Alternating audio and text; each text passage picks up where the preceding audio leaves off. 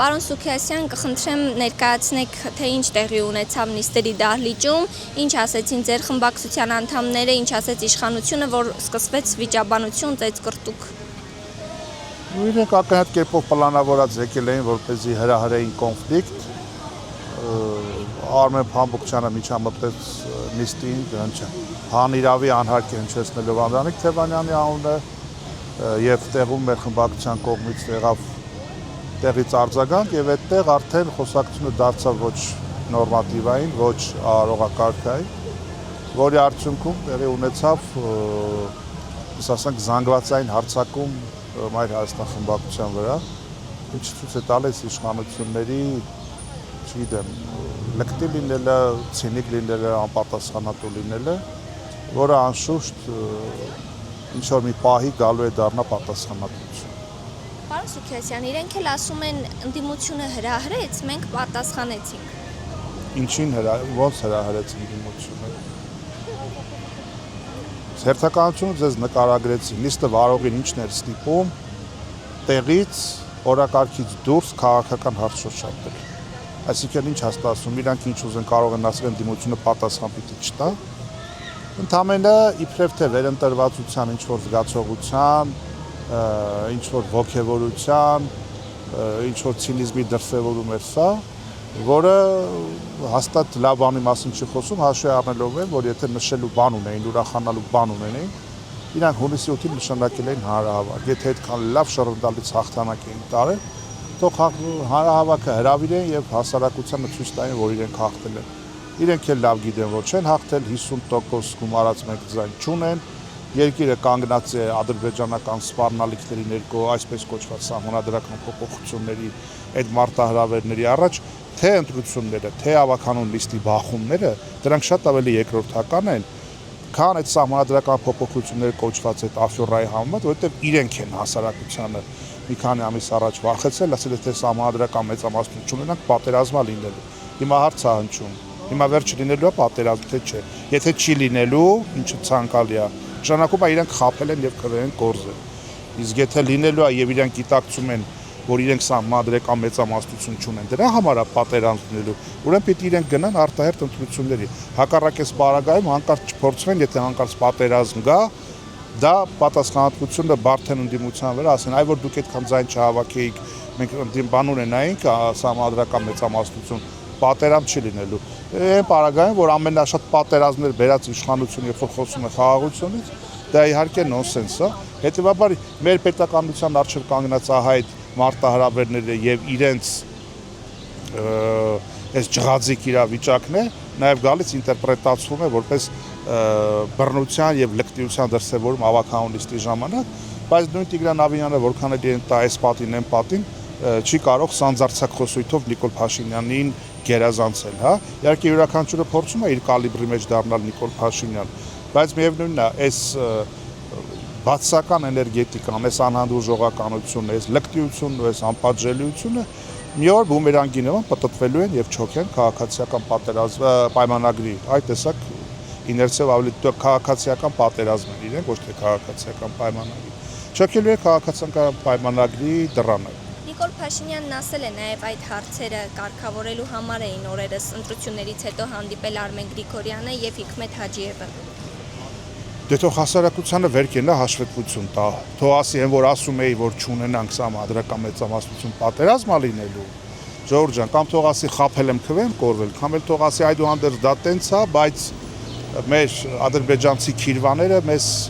բանը զիջում են այդ տարբերակը։ Այդ դեպքում հարց պիտի առաջանա, իսկ կարող է սահմանադրության փոփոխություններն էլ են զիջել, որ դուք չեք շտապում հանրությանը տեղեկացնել, թե ինչ նախագիծ եք բերելու։ Ամենամեծ դավադրությունը ընդդեմ Հայաստանի Հանրապետության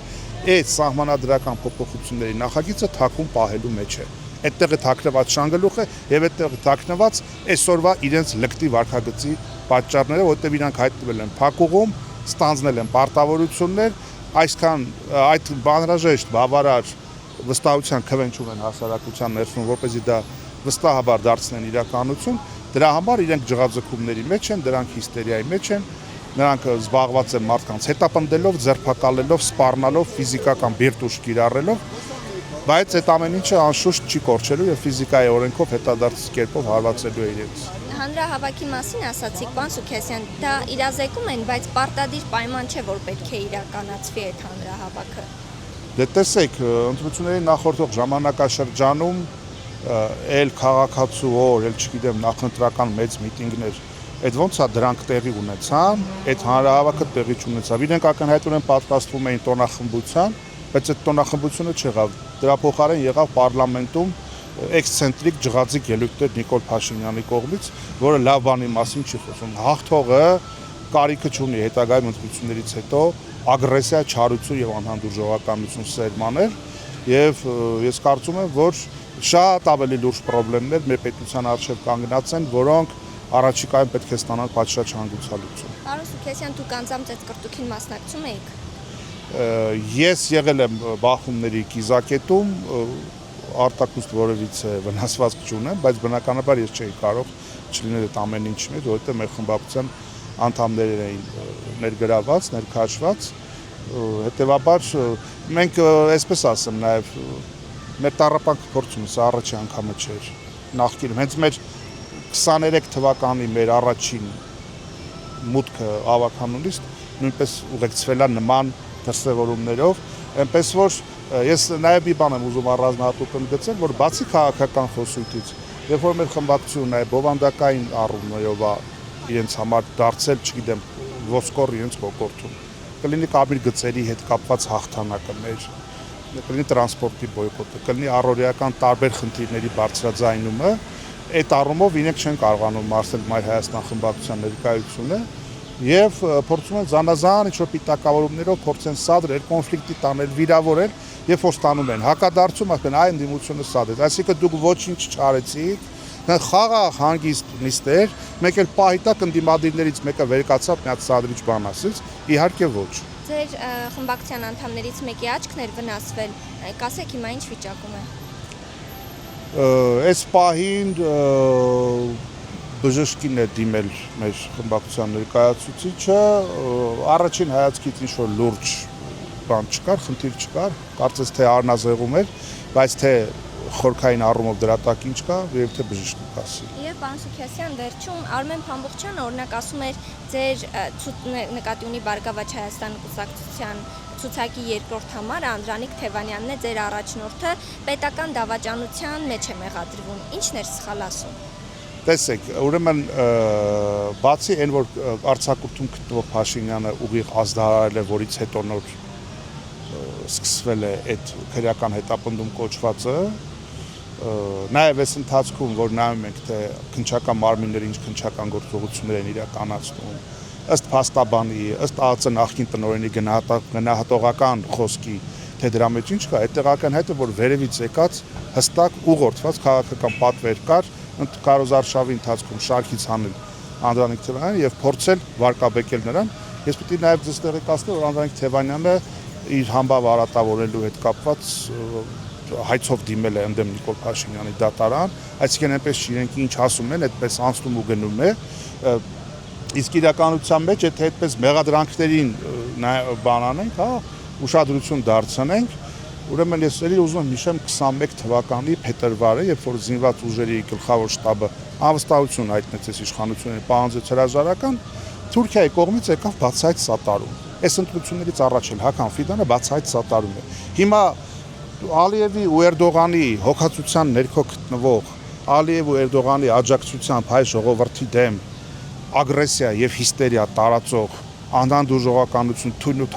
տարածող իշխանությունները բարոյական իրավունք չունեն որևիցե մեկին գնահատական տալ, որովհետեւ մի օր իրավական հարթությունը մեծ ամեն ինչը պայթելու է, ճիշտ այնպես ինչպես ասենք, չգիտեմ, 18 արդարների գործ կոչվող սրբազան պայքարի մասնակիցների դատական process-ը արդեն ամնիստից նիստ փլուզվում է, երևում է, որ ասենք ինչ որ կցած բաներ, բայց այդ պահին պետք էր քննչական մարմինը հաղորդագրություն տարածել, հասարակության մեջ շոկ առաջանար, տեսեք, տերորիստներ են, եսի ինչեր են, գործը գնում է դատարան, տեսնում են, որ փլվում է։ Նույնը Անդրանիկ Թևանյանի մասով ես վստահ եմ կարճ ժամանակ անց, ովքեր որ փոքրի շատ է գետ կասկած ունեն, բոլորը համոզվելու են, որ այդ ամեն ինչը քաղաքական պատվեր է, Անդրանիկ Թևանյանը քաղբանտարկյալ է եւ բնականաբար ցանկացած նման օրինակ շահարկում արժանանալու է հակադարձման։ Պարոն Սուքիասյան, բայց դա ձեր նշած դեպքը մեղադրանքի հետ ինչ կապ ունի։ Մեղադրանքի մեջ նշվում է, որ երրորդ անձի միջոցով տեղեկություն է փոխանցվել։ Դե հիմա տեսեք, գործի նյութերը, քանի որ թե պարոն Թևանյանը, թե քննիչները ստորագրել են, որ գործի նյութերը իրավասու չեն հրապարակել, գործի նյութերի հետ կապված առավել եւս մարդիկ, ովքեր չեն առնչվել, որևիցե կարգի վերլուծություն եւ ենթադրություն չպետք է իրենց թույլ տան։ Բայց ես հիմնվում եմ փաստաբանի գնահատողական խոսքի վրա եւ ԱԱՑ նախկին տնօրեն Միքայել Համբարձումյան։ Դա այդ երկու մարդուց ավելի լեգիտիմ խոսք դժվար թե որևիցե մեկը կարողանար հնչեցնել։ Իսկ ինչ մնում է նրան, թե